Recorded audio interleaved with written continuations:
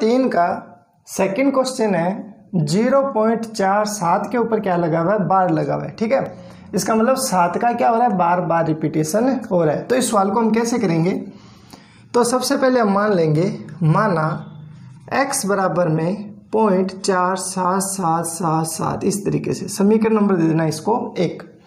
इस समीकरण को आप क्या करो, 10 से गुणा कर दो। तो हम लिखेंगे समीकरण 1 को 10 से गुणा करने पर, तो इसको 10 से गुणा करो तो देखो ये 10x हो जाएगा, और इसको 10 से गुणा करोगे ना तो ये पॉइंट यहाँ आ जाएगा। ठीक है ना, तो ये हो जाएगा 10 गुणा 0.4777 डैश डैश डैश, तो ये हो जाएगा 10x बराबर में, ये पॉइंट यहाँ खिसक जाए तो ये हो जाएगा 4.7777। ठीक है, इसे दे देना आप समीकरण नंबर 2। तो हमने यहाँ पे देखो पॉइंट के बाद में क्या रख लिया, 777 रख लिया। अब हम क्या करेंगे, समीकरण 1 को 100 से गुणा करेंगे तो ये पॉइंट यहाँ खिसक जाएगा, तो भी पॉइंट के बाद में क्या बचेगा, 777 बचेगा ना। तो हम लिखेंगे समीकरण 1 को 100 से गुणा करने पर, इसको 100 से गुणा कर दो, 100x, ये हो जाएगा 100 गुणा 0.47777, तो 100x, ये पॉइंट 2 अंक इधर खिसक जाएगा तो ये हो जाएगा 47.777। अच्छा, ये हमने क्या काम किया है, हमने इस प्रकार से इसको सेट किया है कि दशमलव के पश्चात इसमें भी 7 है, इसमें भी 7 है। इसका मतलब 3 में से जब 2 घटाएंगे तो ये वाली साइड खत्म हो जाएगी, केवल ये हमारे पास है, आसानी से घट जाएगा। तो अब हम इसमें लिखेंगे कि समीकरण 3 में से 2 को घटाने पर, तो समीकरण 3 में से 2 को घटाने पर, अब तुम्हें पता है कि LHS में से LHS घटता है और RHS में से RHS घटता है, तो 100x में से घटेगा 10x, तो 100x में से घटेगा 10x, और इधर 47.7777 डैश डैश डैश में से घटेगा 4.7777 डैश डैश डैश। यहाँ घटा के बता देता हूँ, 47.777 में से 4.7777 घटाओ, देखो सारे 0 0 0 0 हो गए, 7 में से 4 गए 3, और ये आ जाएगा 4, तो इधर ये हमारे पास बचेगा 43, और 100x में से 10x जाएंगे तो इधर कितना बचेगा, 90x। तो देखो x का मान कितना आ गया, 43/90। तो हमने क्या किया कि ये जो हमारे पास मान था 0.4 और 7 ऊपर बार है, इसको हमने किस रूप में बदल दिया, p/q रूप में बदल दिया, 43/90। तो इसका आंसर कितना आ जाएगा, 43/90 इसका आंसर आ जाएगा। इसके बाद में एक क्वेश्चन और है,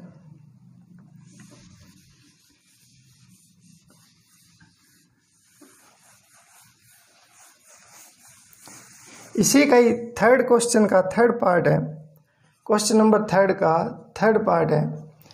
हमें दे रखा 0.001 इसके ऊपर बार, मतलब हमें दे रखा 0.001 001 001 ये दे रखा है, और इसको भी किस रूप में बदलना है, p/q रूप में बदलना है। तो देखो इसको हम x बराबर में मान लेते हैं, माना x बराबर में 0.001 001 001 डैश डैश डैश, इसे दे देना समीकरण नंबर 1। अब आप देखो पॉइंट के बाद में कितने अंकों की पुनरावृत्ति हो रही है, 3 अंकों की पुनरावृत्ति हो रही है। तो आपको क्या करना है, 1000 से इसको क्या करना है, गुणा करना है। कितने से करोगे, 1000 से। तो हम लिखेंगे दोनों तरफ 2 अंक की पुनरावृत्ति होती है तो 100 से गुणा करते, 1 अंक की पुनरावृत्ति होती है तो 10 से गुणा करते हैं, और 3 अंकों की पुनरावृत्ति होती है तो 1000 से गुणा करते हैं। तो ये हो जाएगा कि दोनों तरफ 1000 से गुणा करने पर, तो देखो ये आ जाएगा 1000x बराबर, ये 1000 गुणा, ये हो जाएगा 0.001 001 001 डैश डैश डैश, तो 1000x बराबर में। अब ये पॉइंट जो है इसकी इतने 1000 से गुणा हो रही है तो इतने अंक इधर खिसक जाएगा, तो ये आ जाएगा 001 पॉइंट, ये पॉइंट खिसक के यहाँ आ जाएगा, ये हो जाएगा 001 001, ये हो जाएगी समीकरण नंबर 2। अब 1 से पहले 0 लगाने का कोई फायदा ही नहीं है, ना लगाओ। अब समीकरण 2 में से 1 को घटा दो, समीकरण 2 में से एक को घटाने पर, तो हम क्या करेंगे, 1000x में से घटा देंगे x। ठीक है, इधर 1.001001 डैश डैश में से घटा देंगे 0.001001 डैश डैश डैश, घटा के देखते हैं। देखो 1.001001 में से घटाते हैं पॉइंट के नीचे पॉइंट, ये आ जाएगा 0.001001 घटा दो, ये 1 में से बन गया 0, ये 0 है, ये सारे 0 हो जाएंगे। ठीक है, 1 में से 0 गए, ये बचेगा 1, इसका मतलब इधर केवल बचेगा 1। और 1000x में से x जाएंगे तो ये कितना आ जाएगा, 999x। तो देखो x का मान कितना हो जाएगा, 1/999। इसका मतलब इस संख्या को हम इस रूप में लिख सकते हैं 1/999। तो हमने इस अनवसानी या दशमलव प्रसार को हमने किस रूप में लिख दिया, p/q रूप में लिख दिया है। ठीक है, इसके बाद में इसका क्वेश्चन नंबर 4 है। देखो यहाँ 4 नंबर क्वेश्चन है, उस 4 नंबर क्वेश्चन में दे रखा है 0.9999, ये दे रखा है। मतलब कितने अंक की पुनरावृत्ति हो रही है, केवल एक अंक की पुनरावृत्ति हो रही है 999। और जब एक अंक की पुनरावृत्ति होती है उस समय हम कितने से गुणा करते हैं, 10 से। 2 होती है तो कितने अंक से गुणा करते हैं, 100 से। और 3 अंकों की पुनरावृत्ति होती है तो 1000 से।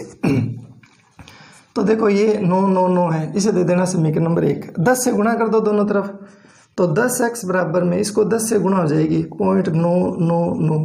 ठीक है, अब 10 से गुणा कराएंगे तो ये एक पॉइंट इधर खिसक जाएगा, तो ये आ जाएगा 9.999। ठीक है, ये हो जाएगी समीकरण नंबर 2।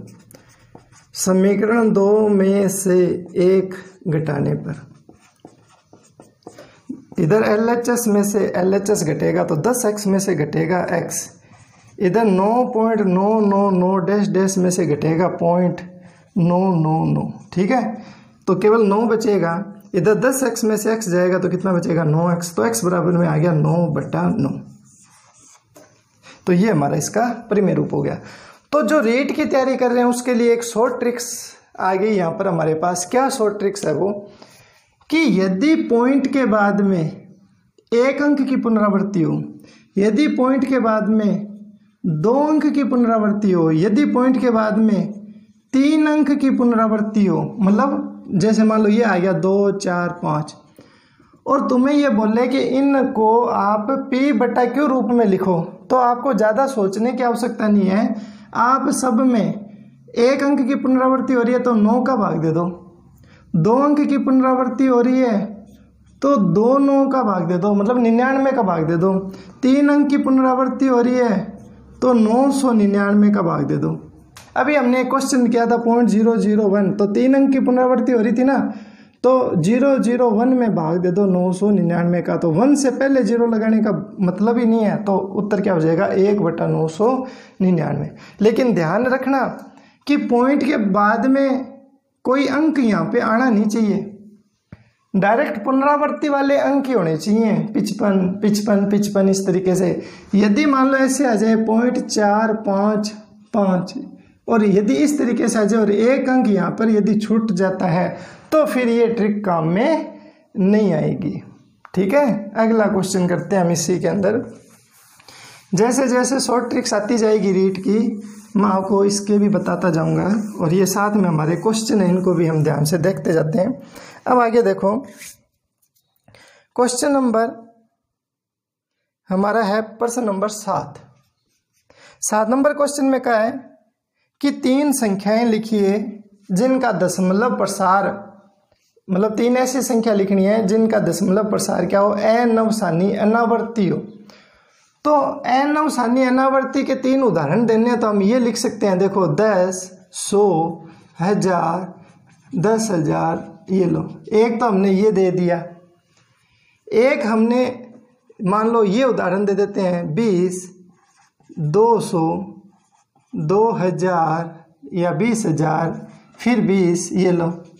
तो ये भी हमारे पास क्या हो गई, एक अनवसानी अनावर्ती का एक उदाहरण हो गया। एक उदाहरण और ले लो, 30 या मान लो 30, 300, 3000, 30,000। ये हमारे पास 3 उदाहरण है और ये तीनों उदाहरण किसके हैं? ये तीनों उदाहरण है अनवसानी अनावर्ती। आवर्ती में तो क्या होता है, बार बार रिपीटेशन होता है, और अनावर्ती में क्या होता है, रिपीटेशन नहीं होता है। ठीक है ना, इस तरीके से हमें ये क्वेश्चन को करना था। इसके बाद में क्वेश्चन नंबर 9 है। प्रश्न नंबर 9 में ये क्या है, पहला क्वेश्चन है वर्गमूल 23, दूसरा क्वेश्चन है वर्गमूल 225, तीसरा क्वेश्चन है 0.3796, चौथा क्वेश्चन है 7.478478 डैश डैश डैश, और पांचवा क्वेश्चन 1.10 100 1000 10,001। अब इसने कहा है कि इनमें से कौन सी संख्या प्रीमिय और कौन सी संख्या अप्रीमिय है। मैं इनमें क्या करना है, प्रीमिय और अप्रीमिय के बारे में बताना है। तो देखो इस क्वेश्चन को देखने से पता चल रहा है कि 10 100 ये। मैंने आपको प्रीमिय के लिए क्या बताया था, मैंने प्रीमिय के लिए बताया था कि यदि कोई संख्या का दशमलव प्रसार शांत और अनवसानी आवर्ती आए तो वो संख्या प्रीमिय, और अनवसानी अनावर्ती आए तो वो संख्या क्या है, अप्रीमिय। तो ये वाला क्वेश्चन तो देखते ही हो गया। तो हम ये कहेंगे कि दशमलव प्रसार अनवसानी अनावर्ती प्रकार का है, अतः यह संख्या अप्रीमिय है। बस इसका इतना ही उत्तर लिखना है। तो ये संख्या क्या हो जाएगी, अप्रीमिय है। इसमें देखो 4 7 8 4 7 8 देखो रिपीटेशन हो रहा है और दशमलव प्रसार आवर्ती रूप का हो गया ना, तो हम ये कहेंगे कि दशमलव प्रसार अनवसानी आवर्ती प्रकार का है, अतः यह संख्या परिमेय संख्या है। तो यह संख्या कौन सी हो जाएगी, परिमेय संख्या। इसमें देखो दशमलव प्रसार रुक ही गया, शांत हो गया, तो हम कहेंगे कि दशमलव प्रसार शांत है, अतः यह संख्या परिमेय है। तो ये संख्या कौन सी हो जाएगी, परिमेय संख्या हो जाएगी। ठीक है, इसमें देखो 225 के ऊपर वर्गमूल है। तो मैंने आपको बताया भाई कि यदि कोई संख्या वर्गमूल में आए और उसका पूरा पूरा वर्गमूल यदि हमें ज्ञात हो तो वो संख्या फिर अप्रिमेय नहीं होती, परिमेय होती है। ठीक है ना, तो 225 का वर्गमूल कितना होता है, 15 होता है। तो हम ये कहेंगे कि यह परिमेय संख्या है। अरे इसका पूरा पूरा वर्गमूल नहीं होता है, क्यों? क्योंकि 16 का वर्गमूल होता है 4 और 25 का वर्गमूल होता है 5, और जो वर्गमूल 23 है ये इन दोनों के बीच की संख्या, इसका मतलब ये पूरा पूरा वर्गमूल नहीं है। तो ये संख्या क्या होगी, अप्रिमेय संख्या होगी। तो हम लिखेंगे कि यह संख्या अप्रिमेय संख्या है। ये संख्या किस टाइप की है, अप्रिमेय प्रकार की है। ठीक है, तो इस तरीके से हमें इसको करना था। इसी के अंदर एक नेक्स्ट क्वेश्चन है, क्वेश्चन नंबर है 8 कि 5/7 और 9/11 के बीच में 3 अलग अलग अप्रिमेय संख्या लिखिए। हमें इन दोनों के बीच में क्या करनी है, अप्रिमेय संख्या लिखनी है कि अप्रिमेय संख्या कौन कौन सी होगी। तो देखो लिखने का तरीका क्या है कि आप पहले इसका दशमलव प्रसार निकाल लो। तो मैं दशमलव प्रसार निकालता हूँ। देखो 5 में 7 का भाग देते हैं, क्या आता है, भाग टूट रहा है तो यहाँ 10 पॉइंट लगेगा, 50 हो जाएगा, 7 7 हो जाएगा 49, 1 बचेगा तो ये 10 हो गया, 7 एकम 7, 3 बचेगा, 7 चौक 28, 2 बचेगा 20, 7 दूनी 14, 6 बचेगा 7, 8 7 56, फिर 4 बचेगा 40, 7 पंजे 35, फिर कितना आएगा 5। तो देखो 5 यहाँ था और 5 यहाँ था, इसका मतलब इसका दशमलव प्रसार आया 0.714285, इसके ऊपर बार। ठीक है, मतलब इसका बार बार रिपीटेशन हो जाएगा। अब इसका भी निकालो आप, 9 में 11 का भाग दो तो पॉइंट लगाएंगे तो ये हो गया 90, 11 8 88, 2 बचा 20, 11 एकम 11, ठीक है। तो कितना आ जाएगा 9। तो देखो दोबारा यहाँ से रिपीटेशन हो गया, मतलब 8 1 8 1 ऐसे आएगा, तो ये आ जाएगा 0.81 के ऊपर बार। तो हमने दोनों का क्या किया, दशमलव प्रसार लिख लिया। अब हमें इनके बीच में 3 अप्रिमेय संख्या लिखनी है। तो देखो प्रथम अप्रिमेय संख्या क्या है, 0.7 से तो बड़ी होनी चाहिए और 0.8 से क्या होनी चाहिए, छोटी होनी चाहिए। अब देखो 7 और 8 के बीच में यहाँ पे देखो कितना है, 1 है, और ये कितना है, 1 है, 81 हो गया, 0.81, ये है 0.71। तो हम ये संख्या लिख लेते हैं 0.72। अब देखो 0.72 इससे तो बड़ी है, इससे कितनी है, 8 1 से छोटी है। इसके बाद में अब आप कुछ भी लिखते जाओ, 0 72 0 0 72 0 0 0, ये इसके बीच में क्या हो जाएगी, एक अप्रिमेय संख्या हो जाएगी। इसी प्रकार द्वितीय अप्रिमेय संख्या क्या हो जाएगी, तो 72 को आप 75 बना दो, फिर 7500 कर दो, फिर 75000 कर दो, ये लो, ये अप्रिमेय संख्या होगी। इसी प्रकार तृतीय अप्रिमेय संख्या क्या हो जाएगी, तो यहाँ पर 6 अंतर कर दो, 760 हो गया, 7600 76000, ये अप्रिमेय संख्या होगी। किताब में इनके आंसर तुम्हें अलग मिलेंगे, ये मैंने अपनी तरफ से बना के आंसर दिए हैं, किताब में अलग मिलेंगे, पासबुक कल को देखोगे तो पासबुक में अलग मिलेंगे, तो सारे इनके आंसर सही होंगे, ठीक है ना। कोई ज़रूरी नहीं है कि वो वाले उत्तर सर ने लिखा है नहीं वो गलत है, नहीं, वो भी सही है और ये वाले भी सही हैं, ठीक है। तो अप्रिमेय संख्या लिखनी हो तो इस प्रकार से हम उनका क्या करेंगे, दशमलव प्रसार निकालेंगे और फिर उनके बीच की संख्या लिखेंगे। देखो 71 और ये 81, इसके बीच की संख्या लिखनी है जी हम 72, यहाँ 72 कर लो, आगे चाहे कुछ भी लिखो, 73 कर लो, 74 कर लो, 75 76 कुछ भी कर लो, इस तरीके से हम इसकी संख्या दे सकते हैं। इसके बाद में क्वेश्चन नंबर है 5। क्वेश्चन नंबर 5 में ये दिया हुआ है कि 1/17 को आपको किस रूप में लिखना है, दशमलव प्रसार के रूप में लिखना है। और जब हम इस 1/17 का दशमलव प्रसार करेंगे तो क्या आएगा, तो मैं आपको बता दूं कि इसका दशमलव प्रसार करेंगे तो ये आएगा 0.0588 235 235 294 1176 1176 और फिर आएगा 47 और इसके ऊपर आएगी बार। आपका क्या करना है, आपको 1 में भाग देना है 17 का, और 1 में 17 का भाग दोगे तो ये चीज़ आ जाएगी, ठीक है।